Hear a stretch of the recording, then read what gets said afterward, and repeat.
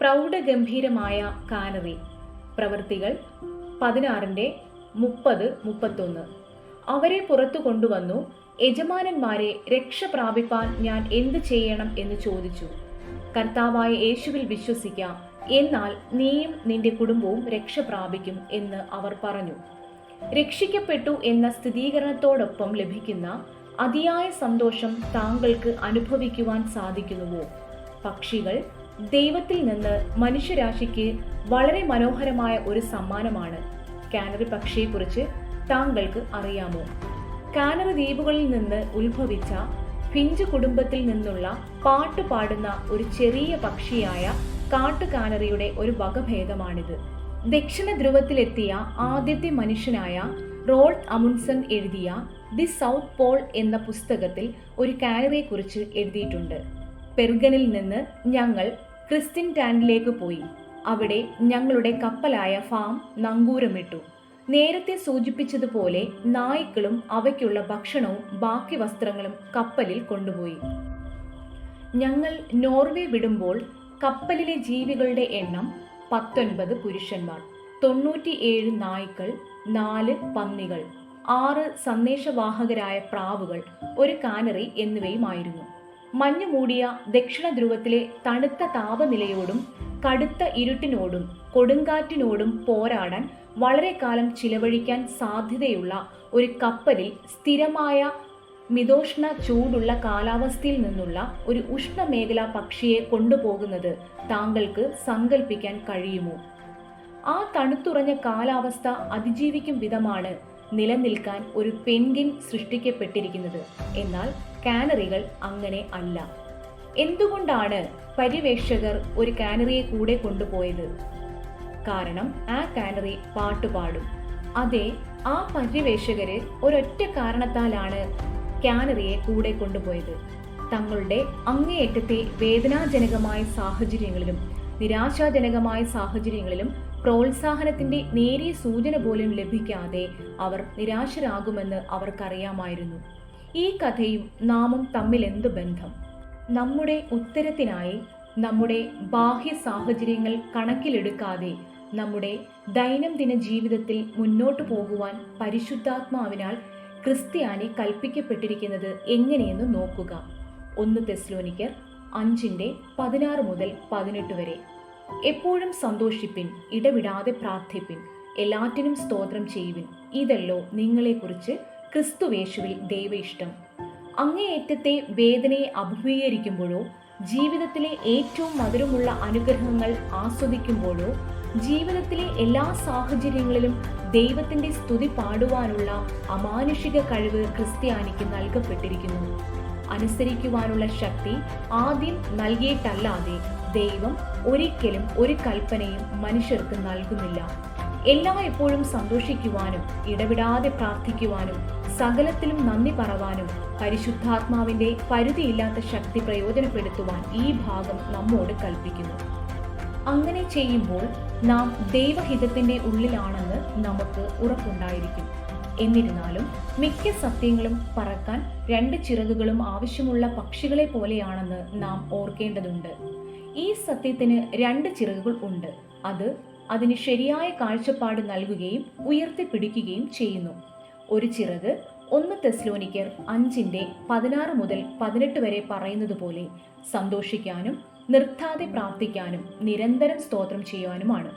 സഭാപ്രസംഗി 3:4 മറ്റേ ചിറക് നമുക്ക് നൽകിയിരിക്കുന്നു. ജീവിതത്തിൽ കരവാൻ ഒരു കാലം, ചിരിപ്പാൻ ഒരു കാലം, വിലപിപ്പാൻ ഒരു കാലം, നൃത്തം ചെയ്യുവാൻ ഒരു കാലം ഉണ്ട് എന്നതാണ്. സഭാപ്രസംഗി 3:1-4 വരെ. എല്ലാറ്റിനും ഒരു സമയമുണ്ട്. ആകാശത്തിന് കീഴുള്ള സകല കാര്യത്തിനും ഒരു കാലം ഉണ്ട്. ജനിപ്പാൻ ഒരു കാലം, മരിപ്പാൻ ഒരു കാലം, നടുവാൻ ഒരു കാലം, നട്ടത് പറിപ്പാൻ ഒരു കാലം, കൊല്ലുവാൻ ഒരു കാലം, സൗഖ്യമാക്കുവാൻ ഒരു കാലം, ഇടിച്ചു കളവാൻ ഒരു കാലം, പണിവാൻ ഒരു കാലം, കരവാൻ ഒരു കാലം, ചിരിപ്പാൻ ഒരു കാലം, വിലപിപ്പാൻ ഒരു കാലം, നൃത്തം ചെയ്യുവാൻ ഒരു കാലം.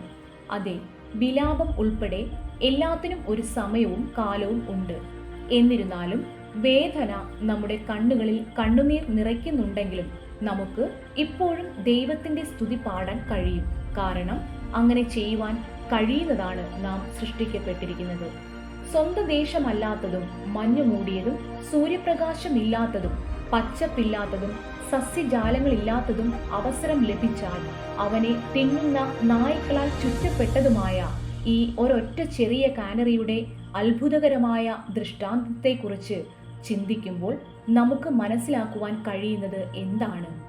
അതെ, ദൈവം അവനെ സജ്ജമാക്കിയതുപോലെ കാനറി കൃത്യമായി ചെയ്യും. അവൻ പാടും. ദൈവസമാനതയിൽ സൃഷ്ടിക്കപ്പെട്ടവരും നശിച്ചു പോകാത്ത ആത്മാക്കളുമുള്ളവരുമായ നിരാശരായ മനുഷ്യർക്ക് വേണ്ടി അത് പാടുകയും അവരെ പ്രോത്സാഹിപ്പിക്കുകയും ചെയ്തു. നന്ദിയുള്ള ക്രിസ്ത്യാനിയെയും ദൈവം പാടുവാനാണ് സൃഷ്ടിച്ചത്. ജീവിക്കാനുള്ള നമ്മുടെ ഉദ്ദേശം സ്ഥിരീകരിക്കുന്നതിനും നമ്മുടെ ജീവിതഗാനം ആലപിക്കുവാനുള്ള ശരിയായ കുറിതുകൾക്കുമായി നാം നമ്മുടെ ജീവിത വഴിയല്ലാതെ മറ്റൊന്നും നോക്കേണ്ടതില്ല. എല്ലായ്പ്പോഴും സന്തോഷിക്കുക, ഇടവിടാതെ പ്രാർത്ഥിക്കുക, എല്ലാറ്റിനും നന്ദി പറയുക. നാം എന്താണ് പാടുന്നത്? കാനറിയെ പോലെ എല്ലാ ദിവസവും ഓരോ അവസരത്തിലും എല്ലാ വിധത്തിലും യേശുക്രിസ്തുവിന്റെ സ്നേഹത്തെ കുറിച്ച് പറഞ്ഞുകൊണ്ട് നമുക്ക് നമ്മുടെ സൃഷ്ടാവിന് സ്തുതി പാടുവാൻ കഴിയും. ഭൂമിയിലെ നമ്മുടെ സമയം നമ്മുടെ പ്രാക്ടീസ് ഓഡിഷൻ സമയം മാത്രമാണെന്ന് അറിഞ്ഞുകൊണ്ട് നമ്മുടെ ജീവിതകാലത്ത് നാം ദൈവസ്തുതി പാടുന്നു. ഈ ഓഡിഷൻ സമയം നമ്മെ നിത്യതയ്ക്കായി ഒരുക്കും. നിത്യതയിൽ നാം ദൈവത്തിന് സ്തുതി പാടുന്നത് തുടരും. നാം ഇവിടെ 10,000 വർഷങ്ങൾ സൂര്യനെ പോലെ ജ്വലിക്കുന്നവരായി ഇവിടെ നിലനിന്നാലും ദൈവത്തെ സ്തുതിക്കുവാൻ നമുക്ക് ദിവസങ്ങൾ പോരാ.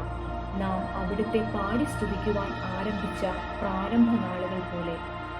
തൻ്റെ സൃഷ്ടിയുടെ മകുടമായ മനുഷ്യന് ആനന്ദവും പ്രോത്സാഹനവും നൽകുന്നതിനായി അവയ്ക്ക് പാടിക്കൊണ്ട് നിസാരമെന്ന് തോന്നിക്കുന്നതും മനോഹരമായി പാടുന്നതുമായ ഒരു ചെറിയ പക്ഷിയെ സൃഷ്ടിച്ച വലിയ ഒരു ദൈവത്തെ താങ്കൾക്ക് സങ്കല്പിക്കുവാൻ കഴിയുമോ? വാസ്തവത്തിൽ അത് ദൈവത്തിൻ്റെ അതിശയകരമായ കൃപയുടെ അവിശ്വസനീയമായ ഒരു ഉദാഹരണം മാത്രമല്ലേ? നമ്മോടുള്ള തൻ്റെ സ്നേഹത്തിൻ്റെ ഏക തെളിവ് യേശു കാനറിയിൽ മാത്രം അവസാനിപ്പിച്ചുവോ? ഇല്ല, തീർച്ചയായും ഇല്ല.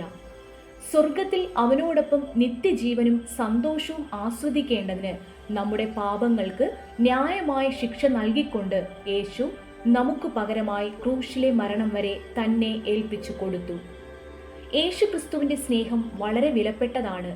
അതൊരു മനുഷ്യ ഹൃദയത്തിലും ഉൾക്കൊള്ളുവാൻ കഴിയുന്ന ഒന്നല്ല. അത് മറ്റുള്ളവരുമായി പങ്കിടപ്പെടണം. പാപത്തിൻ്റെയും പ്രതീക്ഷയില്ലായ്മയുടെയും ഭാരത്താൽ തളർന്നു വീഴാൻ പോകുന്ന അനേകരെ ഈ വർഷത്തിന്റെ ശേഷിക്കുന്ന സമയങ്ങളിൽ താങ്കൾ കണ്ടുമുട്ടും. താങ്കളും ഞാനും ഈ മഹത്തായ സ്നേഹത്തിന്റെ കഥ പങ്കുവയ്ക്കുന്ന ആളുകൾ തങ്ങളെയെല്ലാം യേശുവിന് സമർപ്പിക്കുവാനും പിന്നീട് അവിടുത്തെ നീട്ടപ്പെട്ട കൈകളിൽ നിഷ്കളങ്കമായി സമർപ്പിക്കപ്പെടണം എന്ന ഏക ആഗ്രഹമല്ലാതെ മറ്റൊന്നും ഞങ്ങൾക്കില്ല. മത്തായി 11:28. അധ്വാനിക്കുന്നവരും ഭാരം ചുമക്കുന്നവരും ആയുള്ളവരെ എല്ലാവരും എൻ്റെ അടുക്കൽ വരുവിൻ, ഞാൻ നിങ്ങളെ ആശ്വസിപ്പിക്കും. ഞാൻ സൗമ്യതയും താഴ്മയും ഉള്ളവൻ ആകയാൽ എൻ്റെ നുകം ഏറ്റുകൊണ്ട് എന്നോട് പഠിപ്പിൻ, എന്നാൽ നിങ്ങളുടെ ആത്മാക്കൾക്ക് ആശ്വാസം കണ്ടെത്തും. ഭാവിയിലേക്ക് നോക്കുമ്പോൾ നാം ഒന്നും കാണുന്നില്ല, ഇരുട്ട് മാത്രമാണ്. ചില സമയങ്ങളിൽ ഭാവി എല്ലായ്പ്പോഴും പ്രതീക്ഷയറ്റതും നിരുത്സാഹപ്പെടുത്തുകയും ചെയ്യുന്ന ഒന്നാണ്. നമ്മുടെ യാത്രയിലെ അവശേഷിക്കുന്ന സമയത്ത് നമുക്ക് നമ്മുടെ കാനറിയെ ഓർക്കാം. അതിനെക്കുറിച്ച് ചിന്തിക്കുക. നമ്മുടെ ഭാവി ദിനങ്ങൾ ദക്ഷിണ ധ്രുവം എന്ന അജ്ഞാതവും തണുത്തുറഞ്ഞതും ജീവനില്ലാത്തതും ഇരുണ്ടതുമായ സ്ഥലം പോലെ തോന്നുന്നുണ്ടാകാം. പക്ഷേ കപ്പലിൽ റോൾഡ് അമുൻസനെയും സംഘത്തെയും വഹിച്ച ഫ്രാം ദൈവത്തിൽ നിന്നുള്ള ഒരു ചെറിയ സമ്മാനമായിരുന്നു. ഒരു കാര്യം വളരെ നന്നായി ചെയ്യുവാൻ സൃഷ്ടിക്കപ്പെട്ട ആ ഒരൊറ്റ കാനറി അവൻ പാടുകയും സന്തോഷിപ്പിക്കുകയും ചെയ്തു. ചെറിയ കാനറിയെ പോലെ ഈ ലോകത്തിൽ നാം വളരെ നിസ്സാരരാണെന്ന് തോന്നുന്നു. പക്ഷേ ദൈവത്തിന്റെ ദൃഷ്ടിയിൽ അങ്ങനെയല്ല. എന്തുകൊണ്ടെന്നാൽ അവൻ നമ്മെ സൃഷ്ടിച്ചത് അതുല്യവും ദയയുമുള്ളതുമായ ഒരു സൃഷ്ടിയായാണ്. ഭൂമിയിൽ നമ്മെ പോലെ ആരുമില്ല, ഒരിക്കലും ഉണ്ടായിട്ടില്ല, ഉണ്ടാവുകയുമില്ല. നമ്മുടെ അതുല്യമായ വ്യക്തിത്വത്തോട് നമുക്ക് മാത്രം പാടുവാൻ കഴിയുന്ന ഒരു പ്രത്യേക ഗാനം ആലപിക്കാനാണ് ദൈവം നമ്മെ സൃഷ്ടിച്ചത്. നമ്മുടെ അതുല്യമായ വ്യക്തിത്വങ്ങളാൽ ദൈവത്തെ സ്തുതിക്കുന്നതും നമ്മുടെ അയൽക്കാരനെ സ്നേഹിക്കുന്നതും വ്യക്തിപരമായും ലോകത്തോടുമുള്ള യേശുക്രിസ്തുവിൻ്റെ സ്നേഹത്തെക്കുറിച്ച് അവരോട് പറയുന്നതിനേക്കാൾ മെച്ചമായി നിറവേറ്റാൻ കഴിയുമെന്ന് ഞാൻ കരുതുന്നില്ല.